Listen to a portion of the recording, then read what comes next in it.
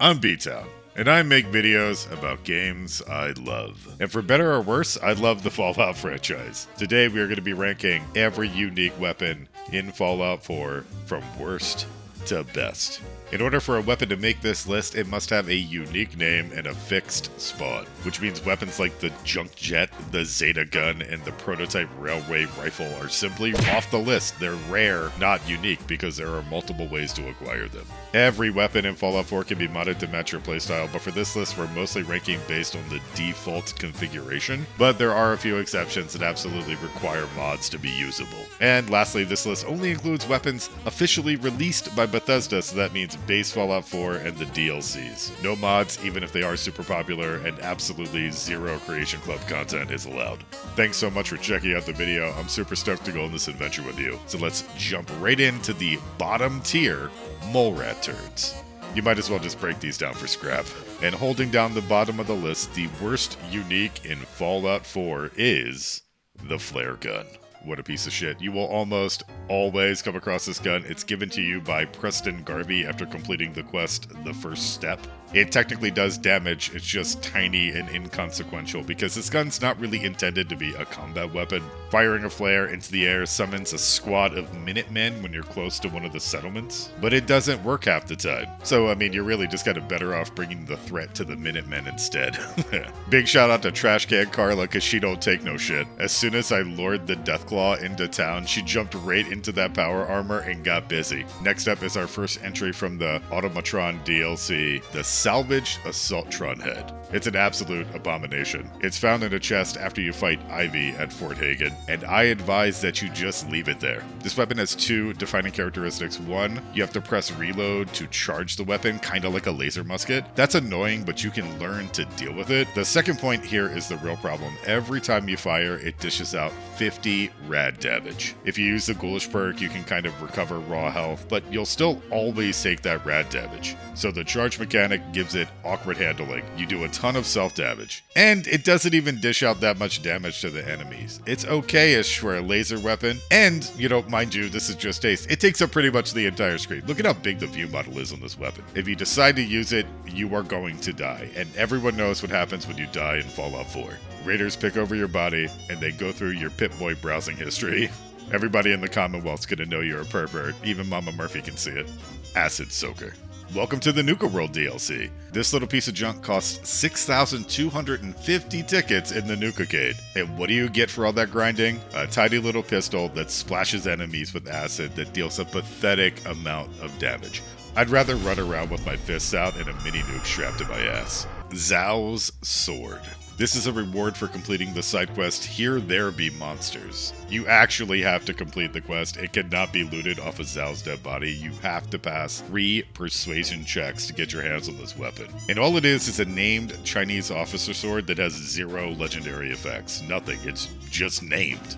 It's definitely cool that it has a name and there's something you could take away from that quest that's unique and you can put that in your inventory. And there are a few weapons like that fall down here at the bottom of the list. Although they're fun and they're unique and interesting and I'm glad they're in the game, if it doesn't come with a baked in legendary effect, there's really no reason to run the weapon. Reba. And like Zhao's sword, Reba is a hunting rifle that has no legendary effects and it must be acquired from its owner, Barney Rook. It's a totally senseless murder because there's really no good reason to use Reba, especially when Barney's quest is a much better variant called Reba 2 that we'll talk about later. Kremve's Tooth. It's a machete that poisons targets for an extra 3 points of damage per hit. 3 points. 1, 2, 3. 3 points. If you want to torture yourself, this can be found on an altar under Dunwich. Reckoning. A ripper sold by traveling merchant Smiling Larry if you bring him to your camp and assign him to a weapon emporium. You won't always find Larry, so this one could actually be a little bit on the rarer side, but that's okay because it sucks. You take 15% less damage while standing and not moving. I have a conspiracy theory about this weapon. I feel like the core idea is pretty strong, but it essentially had to be forced into being bad because of its potential combination with the Rooted perk. If the Reckoning resistance is too high and you couple that with Rooted, you would essentially have been practically invincible if you were using the combination. So I think this one ended up just kind of being tweaked and nerfed down to not being that good at all. Silver Submachine Gun.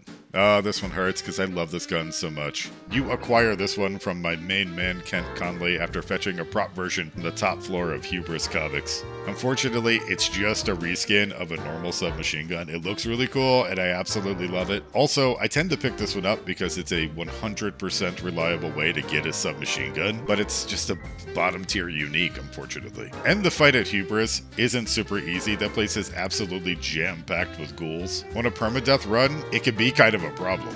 The Striker. Total meme weapon. It's a fat man modified to shoot bowling balls. First appearance of a Far Harbor weapon on the list. It's found in the office of the Beaver Creek Lanes. Funny as hell, but utterly ineffective. I don't want to sound like anti-fun. I love that this weapon's in the game. It's super funny. I cracked up the first time I found it. But let's be totally honest. After you play with it for a few minutes, the Striker is just going to rot away in your stash forever and ever. You're never going to pull it back out. Okay, whew. I'm happy to have those behind us. This next category is worth the carry weight. These aren't incredible weapons, but they're generally an upgrade to the base version. Nuka Nuke Launcher. This Fat Man launcher has no specific legendary effects, but it does do 50% more damage, so it's a dramatic improvement from base. I absolutely love the blue Nuka Quantum Explosion, that's fucking rad, but the reason it can't go much higher on my list is it's a reward for completing a tremendously terrible quest, Cappy in a Haystack. That's the one where you have to go around all of Nuka World searching for hidden Cappies. I think the fuck not, Sierra. Find them yourself. This gun is just not worth it. It's fun and it's effective, but it's not worth doing a fucking multi-hour scavenger hunt for. No. And no! Pikmin's Blade. A combat knife located in the Pikmin Gallery. It's a reward for completing the quest Pikmin's Gifts. It adds 25 points of bleed damage. Okay. I mean, damage is damage. I would rather have the bleed damage than not have the bleed damage, I guess. It just doesn't really matter. 25 points is totally irrelevant against heavy enemies, and you're already kind of smashing bugs and small creatures, so when exactly should I care about this extra damage? Fence Buster. It's a very unremarkable baseball bat. All it does is ignore 30% of target's damage and energy resistance, so it's just a slightly more effective baseball bat. But it's found in one of the best locations in the game, Vault 118. I really don't want to spoil anything, but just a little bit of a teaser. It involves a robot murder mystery. You absolutely owe it to yourself to visit this location. It's one of the best parts of Far Harbor, which is arguably one of the best overall DLC Fallout has ever seen. I mean, it's between this and Old World Blues in New Vegas. It really is a highlight of Fallout 4, and so what? The baseball bat isn't that good. That's fine, whatever. Who cares? Reba 2. After you've either completed his quest or negotiated with Barney, you get a key for a locked room in the basement where you can find Reba 2. Like Reba 1, this is a hunting rifle, but this one has the Exterminator's legendary effect, meaning that you deal 50% more damage to Mirelurks and bugs. As a world-renowned Mirelurkator, I think this is fantastic. But pragmatically, any effect that only applies to a specific enemy type is kind of situational at best. It's an easy reward to get and an upgrade to the stock hunting rifle. Reba 2 is pretty nice. I mean, hunting rifles in general are a strong class of weapon, so I would advise picking it up, but it's definitely not going to be winning any run for you. Les Fusiles Terribles. This combat shotgun is found on a shelf in the captain's cabin of the Libertalia. Low-key, one of my favorite places to clear out in Fallout 4 because it's on some Waterworld shit. This weapon is an interesting outlier. There really aren't that many unique guns that come with a negative associated with it. It does 25% more damage to limbs, but has significantly increased recoil. Not many weapons have a downside like that. This gun would have been pretty decent, but still kind of middle of the road, strictly with the 25% more damage to limbs. But the extra recoil is just unnecessary. Why? It takes a gun from being kind of middle of the pack to kind of pushing it way, way, way further down the list. Lucky Eddie. A reward for completing the way life should be. This lever action rifle gives you +2 luck bonus while equipped. Fucking yay? I mean, I'll take it. Sure. Okay, cool. Thank you. Appreciate you. Shem Drowned Sword.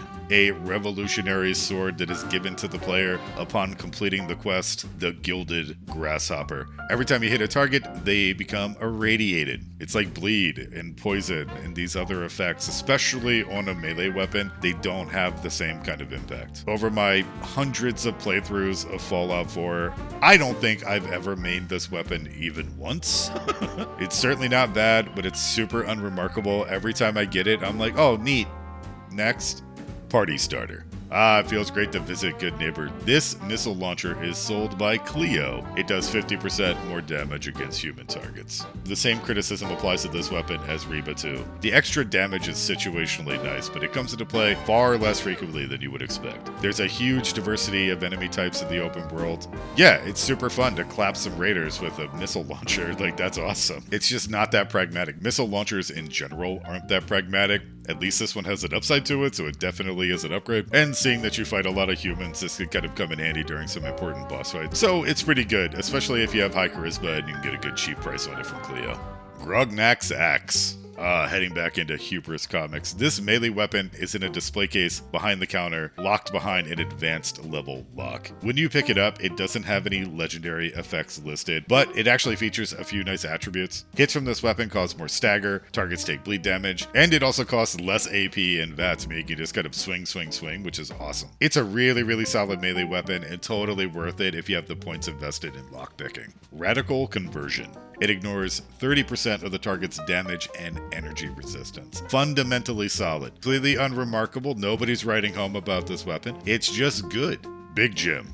This pipe wrench is found in the sewer tunnel beneath Walden Pond, and it gives you a 20% chance to cripple the target's legs. The legendary effect on this is shockingly good. The problem with Big Jim is that you just swing the thing pretty slowly. You don't get a lot of hits. Your percentage chance to inflict cripple is pretty bad. It's just generally not that outstanding. It'll definitely do in a pinch if you're having ammo problems. I tend to carry Big Jim in my pocket pretty frequently. All you have to do is just pray to God Howard and hope you cripple. Rockville Slugger. Mo sells this baseball bat in the Diamond City market. It gives you 40% less action points cost in VATS. This is just an early game W. If you're running a melee build, which is already pretty strong in Fallout 4, this is pretty much a compulsory purchase. It's not that much money, and it just considerably amplifies the damage you can output. It's great. Skipper's Last Stand. A reward for completing the Shipbreaker quest. This harpoon gun gives you plus 150 damage resistance while reloading. It's pretty impactful considering how much you reload, but regardless, I still find it to be slow and dangerous. Yeah, you deal a lot of damage, but not enough to one-shot most enemies. If I'm using a harpoon gun, I tend to go with the offensively oriented legendary effects versus the defensively oriented legendary effects. I'd rather the fight end quicker than for the fight to go on longer because I'm not doing enough damage, but I'm also getting a hefty amount of damage resistance. But where this gun really shines is when you're battling multiple small enemies and you're just taking fire from multiple directions. It can definitely keep you alive in situations where you would otherwise just be totally creamed. Sword of Wonders. A reward for completing a magical kingdom. This Chinese officer sword ignores 30% of target's damage and energy resistance. It's just a good sword. It does way more damage, and it's a reward for an absolutely fabulous quest. I love Oswald the Outrageous. He's amazing. It's a totally fine weapon. Ashmaker. It's acquired from Fahrenheit during the quest The Big Dig. It's super easy to get and very, very, very powerful. If you're running a heavy weapons build, this is generally one of the first weapons you're making a beeline for. Personally, I'm not a huge fan of heavy weapons, so this one ranks just a little bit lower for me. It looks super cool, and it sets targets on fire for 15 points of additional damage. So I think it's an obvious winner for somebody looking for a tank power armor style build, like bleed and poison and irradiation. I don't find fire to be hugely impactful. I'm sure there are some enemies out there that take more fire damage, and it's in situationally a lot better. But in general, I don't really find the fire to be like super impactful. It just looks cool. That point may be coming from a place of ignorance though, because I don't really use the Ashmaker that often. I normally get it and kind of stow it. It's also really heavy, especially on a survival playthrough. You have to fully commit to using this weapon, and it's not enough to get me there. There are some heavy weapons that I think rank really, really high, and they're worth all the trouble, but the Ashmaker just, it doesn't rise to that level for me. General Chao's Revenge. a Chinese officer sword sold by good old Trudy down at the Drumlin Diner. It's usually one of the first unique weapons you see in every playthrough because it's so close to Bolt 111. It's a good sword, and of course it helps if you have high charisma and can buy it for a better price. It does 50% more damage to robots, and even though that is of course very situational, I am going to rank it a little bit higher because robot enemies can be a little tough to deal with during the early levels, so having this as an option is actually pretty nice. Sito's Shiny Slugger. Another melee weapon. A lot of them are kind of like in this section of the list because they're good, but maybe they're not great. You can't really build a run around them, but you're happy to have the upgrade, especially if you're not running a melee build. It's nice to have something in your pocket to maybe deal with a little bit of a specialized enemy type you may run into. But this one is a reward for completing Safari Adventure. Its effect is really strong. You refill action points, 1 critical hit. So really helpful on a melee run where you can just kind of continue to deliver out damage. It's definitely not worth making a speedrun to Nuka World to unlock, but it's a very competent weapon that can be very helpful. Survivor's Special. This is one of the potential rewards for completing the Lost Patrol, and it does more damage the lower your health drops. Fallout 76 players will recognize this as the Bloodied effect. In 76, that is a standard meta build, but it definitely does not work as well in Fallout 4. If you're already running laser rifles, this is definitely an upgrade to stock. The extra damage can get you out of a bad situation. You could end up doing a surprisingly large amount of damage in close quarters combat if somebody hits you with a really hard hit and drops your health really low, but it's just not reliable or exploitable like it is in 76. Using rad damage to keep your health really low all the time and getting the most out of this weapon is kind of inconsequential, and if you gave me the choice between the Survivor Special and, for example, a laser rifle that just did a flat percentage more limb damage, I'm gonna take that because I can consistently get the benefit of the legendary effect. Bloodletter. This pull hook is rewarded for completing Blood Tide, and it makes your targets bleed for 25 points of extra damage. Yay! I put it higher than the other bleed stuff because it generally has better range. I mean, it's pretty emo and Halloween-y, I guess. I mean, it makes you look like Nightbreed. 2076 World Series Baseball Bat. This one's really fun. It's located in a shockingly well-guarded basement under City Hall in Jamaica Plains. The meme factor is actually out of control. It has a 6% chance to send targets flying. Is it pragmatic? No, but it is fucking satisfying. Wazer Wiffle. Wanna buy my Wazer Rifle?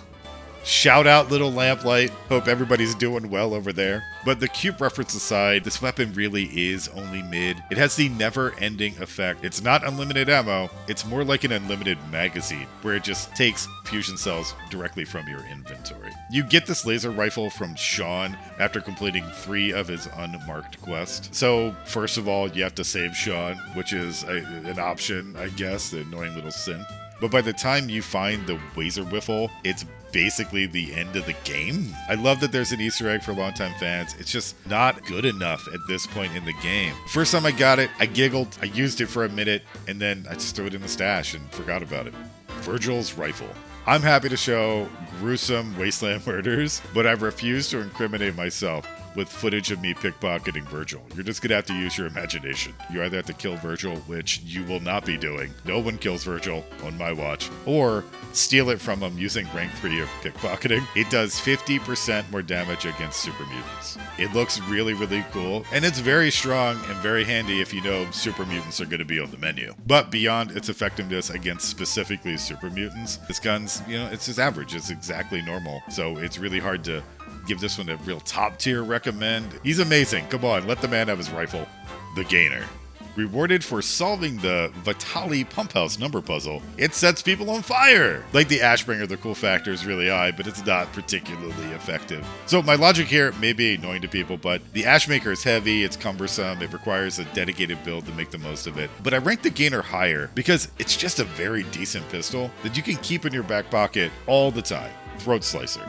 It's a Disciple's Blade that is sold by Caitlin in the Nuka Town market, and it delivers 25 bleed damage. Bleed, more blood, more bloody stuff. I've kind of already established my opinion on bleed damage, but I did rank this one higher though, because it swings faster. This one just got a little bit more utility and a little bit more play out of me on an average run, so I thought it definitely warranted kind of bumping up ahead of some of the other bleed damage melee weapons. Defender's Harpoon Gun. You get this one from the Mariner as a quest reward for completing Hull Breach in Far Harbor. It ignores 30% of the target's damage and energy resistance. It's just a straight up upgrade to a regular harpoon gun. You're doing more damage, you're inflicting more pain. It's really, really good. This is the way to roll. There's definitely a lot of compelling options when it comes to heavy weapons, but if you're rolling harpoon guns, this is a really, really strong contender to be your main. Butcher's Hook.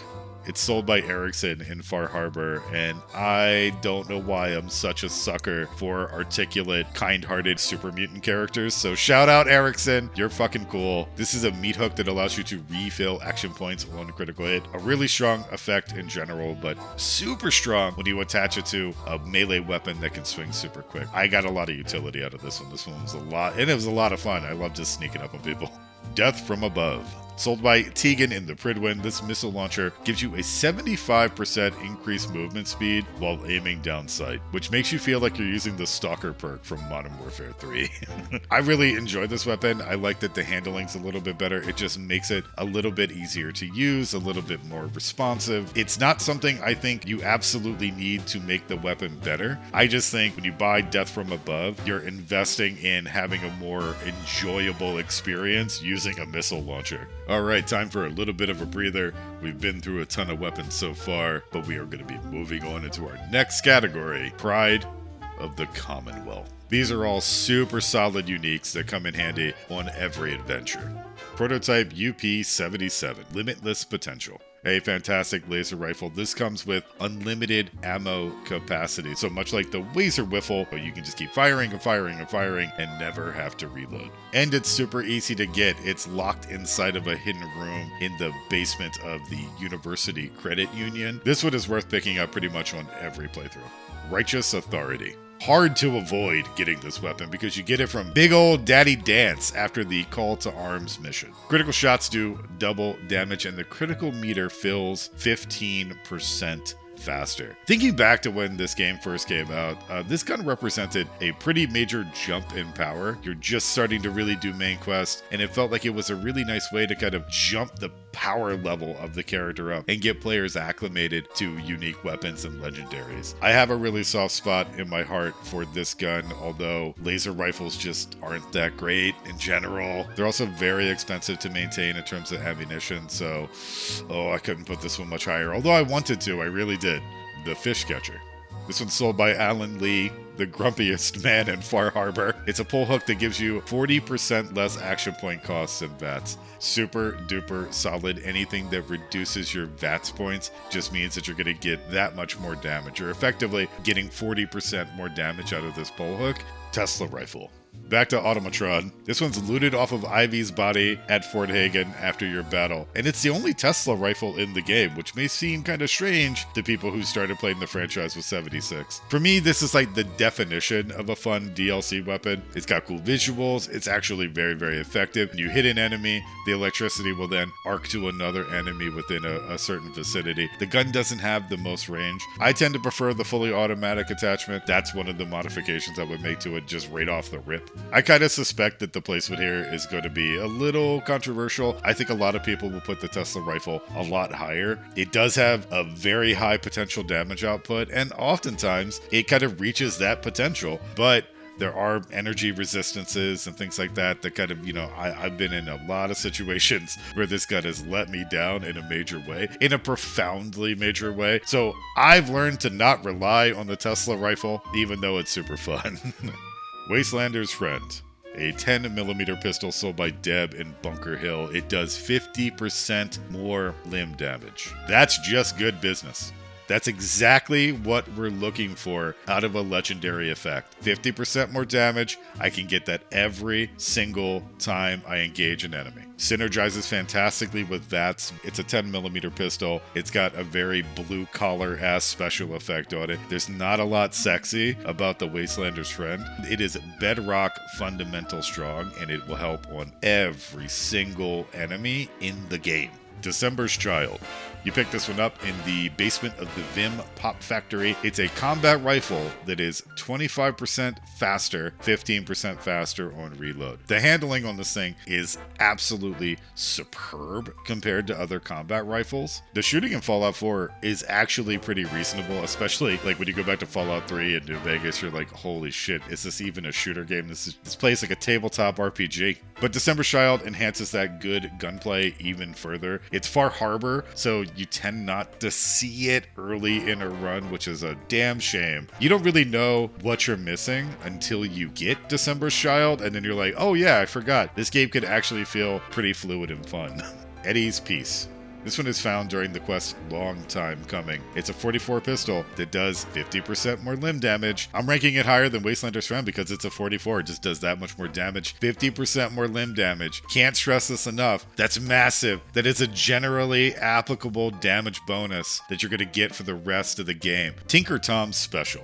This is a hunting rifle sold by Tinker Tom and the Railroad HQ. If you're not yet in combat, it increases your VATS accuracy. This is a great weapon that enables longer range sneak attacks, like a real sniper playstyle. And the increased AP cost is a totally fair trade-off. I just don't want to fucking deal with the Railroad. Honestly, it's on site with them. Fuck Deacon. Desdemona can catch it too. Fuck the Railroad.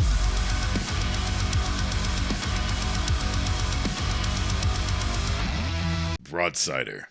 This is what you get for completing the last voyage of the USS Constitution. It's a cannon. There is no technical legendary effects, except that it's a cannon. Fuck a harpoon gun. Get you one of these, my dude. It is ridiculous, and unlike some of the other meme weapons, it's actually effective. The Broadsider is the thing that the Striker's girlfriend tells him not to worry about. Okay, so for this one, we are going to do something a little bit different. We're going to be covering two weapons simultaneously: the Problem Solver and the Splatter Cannon. The Problem Solver is given to the player by Mason during an ambitious plan. You gotta pass a charisma check to get a hold of it. And the Splatter Cannon is sold by Aaron in the Nuka World Town Market.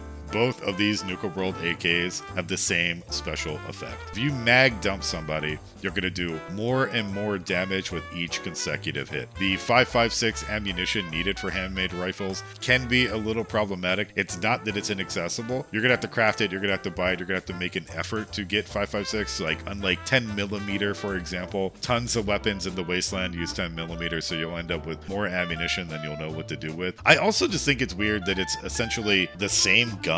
It kind of defeats the point of being unique, is when there's another gun with a different name that does the exact same thing. My best guess would be that because you have to pass a hard charisma check to get the Problem Solver, at a certain point in development, they just wanted to make this particular weapon type more accessible to players. I don't know, and frankly, I barely ever get the Problem Solver. I always roll with the Splatter Cannon anyway, so good gun though. Definitely good gun. Old Faithful. This one is sold by Arturo in Diamond City, and man, this video is definitely going to be age restricted. It's a laser pistol that deals double damage if the target is at full health. I love this effect because it really ramps up your sneak attack damage. It is fan-frickin-tastic. A little bit of a side tangent. While I was filming this video, I was running around the Wasteland in different locations. I was spawning in random enemies using mods, and I thought it'd be funny to spawn in Liberty Prime. Huge mistake. Something happened and Liberty Prime never despawned ever, and there was like a whole day where no matter where I fast traveled, Liberty Prime would follow me. He was just chasing me down like Jason Voorhees. It was absolutely terrifying. The only way I could get it to stop was to spawn in a friendly Liberty Prime and have them essentially robot battle to the death. Sorry for the tangent, I just thought that was really funny and I wanted to share that. Kellogg's Pistol. You get this from killing Kellogg, that bald-ass bitch. It's a 44 pistol that refills your action points on a critical hit. It's gun is shockingly strong, and I've used it to great effect. I've had multiple runs where effectively I just primaried Kellogg's pistol for most of the run. At this point, as soon as I acquire it, I normally just keep it on me. You can't really avoid it. If you're playing the main quest, you are going to grab Kellogg's pistol at some point. I mean, I guess technically you could not pick it up, but why would you do that? Adam's Judgment. Now, this is power. It's a super sledge, but the hammer has been replaced with broken fusion cores. It does massive physical damage and an extra 100 points of radiation damage. This is an absolute beast from Far Harbor. Totally complete the quest, The Heretic, to get this one. Bashing people with the big fucking nuclear hammer? Like, how is that not fun?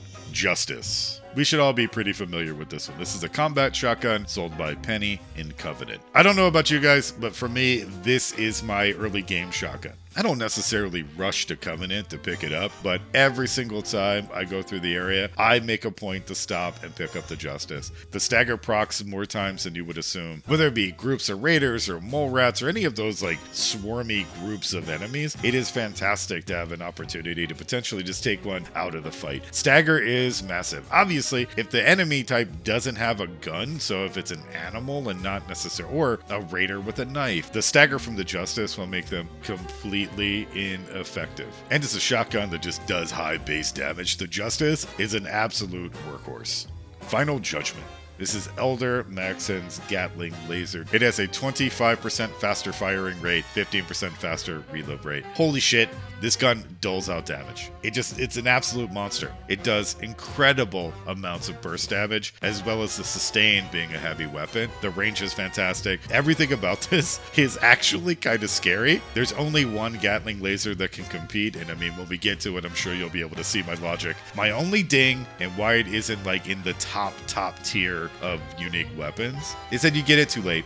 If you could somehow get a hold of it midway through the game or a little bit earlier, this thing would be a bread and butter, absolute fucking bonkers addition to any loadout. But, you know, because it's kind of like, oh, cool, you know, you've effectively beat the game. Here goes the Final Judgment. It's like, well, why do I care? I mean, unless you're kind of doing it old school style and playing through the entire campaign and then doing DLCs, then Final Judgment, I think, might have a stronger placement on your particular list. Like, for example, if you beat all of the Commonwealth before you do Nuka World, before you do Far Harbor. But for me, this tends to be one of the last things I get a hold of. It is super duper fun though. Admiral's Friend. Back to my favorite grumpus, Mr. Alan Lee, in the town of Far Harbor. This harpoon gun does double damage if the target is at full health. Sneak attack monster. Absolute monster. You do so much damage. There's so many enemies in this game that are one-shot by the Admiral's Friend. It's outrageous. When you say, hey, I'm going to give you this big, heavy weapon, it shoots a big metal rod, a harpoon at people. This version actually does the damage my imagination says it should. I mean, even just filming for this video, I had so much fun running around with this thing. It is bonkers. Good intentions. This is a laser rifle carried by Clint, the leader of the gunners on the elevated freeway camp, and it gives Frenzy on critical hits. For those who don't know, Frenzy causes enemies to stop targeting you and start targeting one another. Superb legendary effect. It is a literal lifesaver.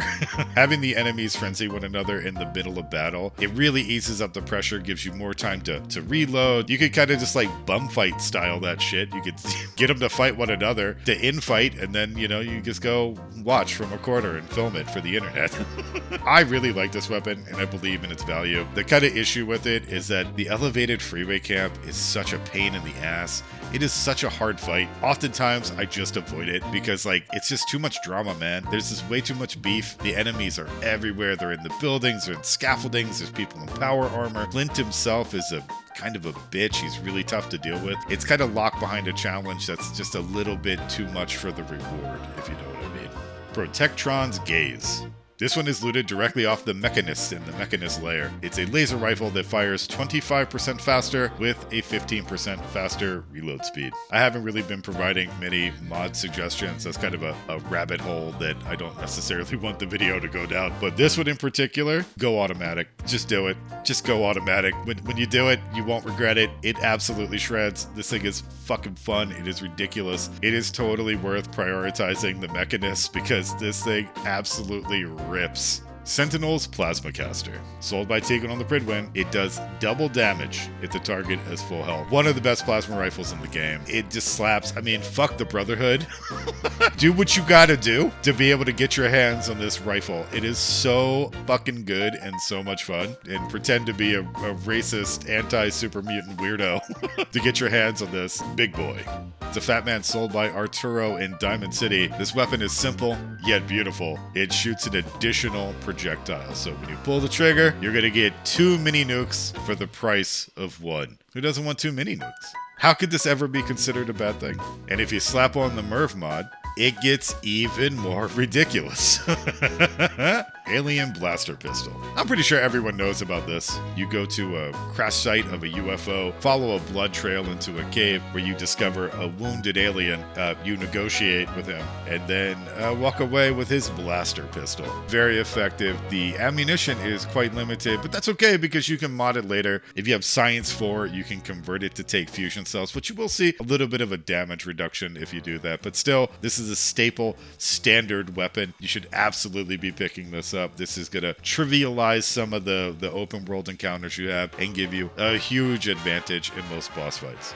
All right, going to take another short little break. Thank you so much for checking out the video. If you're still here, just want to say I really, really appreciate you. Thank you. Hope you're enjoying it. But last category, GG. When you get these guns, game's over, man. It's done for these fools. You have pretty much already conquered the wasteland. And first up in our elite tier is the Cryolator.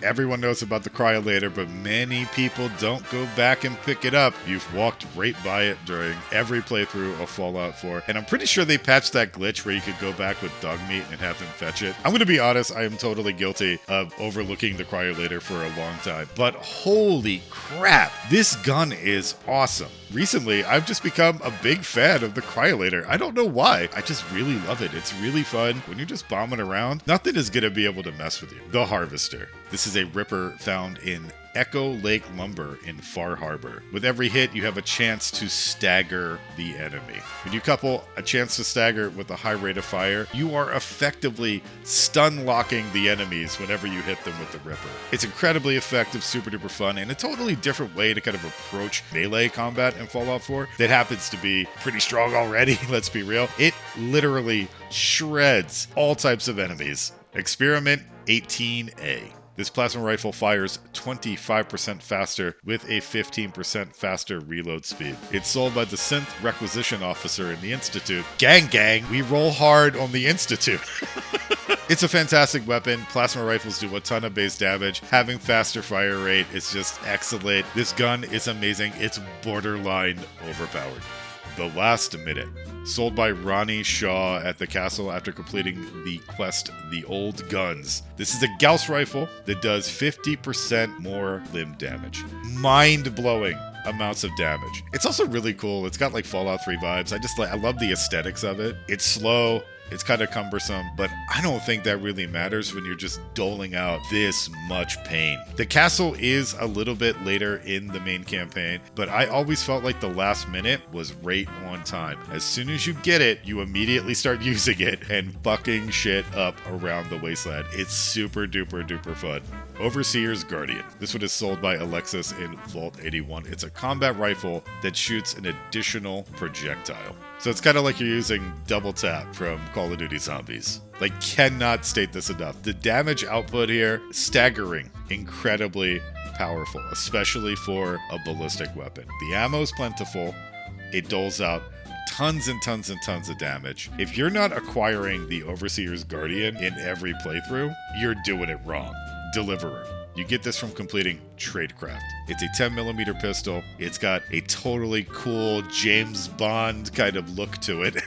Totally unique. With the silencer, you get improved VATS hit chance as well as 25% less action point cost. The silencer itself is also functional. Once you play Fallout 4 long enough, kind of come to realize that although you're given a 10mm pistol right away before you leave Vault 111, it is one of the strongest weapons in the game, and the Deliverer pretty much outperforms it in every regard. And you get it for doing an incredibly simple quest. Really, the only taxation or downside to the Deliverer is that you have to tolerate the fucking railroad introduction. Old Reliable. Sold by Degen in Acadia. This is a lever action rifle that shoots an additional projectile. It's double tap again. God damn it, it is so good. This may be a spicy hot take, but I do think this one's a little bit better than the Overseer's Guardian. Those VATS criticals are just, and the name is so fitting. Once you pick it up, it just kind of becomes your standard, reliable rifle, a best in slot kind of, I'm gonna just have this out all the time kind of weapon. That has to be an elite gun, right? The Kiloton Radium Rifle. Sold by Kane in the Nucleus. Bullets explode on impact, doing 15 points of area of effect damage. 0 mods right out of the box. As soon as you buy it from Kane, this thing destroys enemies. This weapon single-handedly gave me respect for the radium rifle guns. I had really kind of no interest in them whatsoever until I got my hands on this one, and it was just night and day. This thing is so good. You can shoot into big packs of enemies and do tons of blast damage. It's kind of forgiving. In the heat of battle, if your aim isn't perfect, the Kiloton Radium Rifle's got your back. You're still going to be doing some form of damage. Furious Power Fist. Oh, Swan, the destroyer of noobs.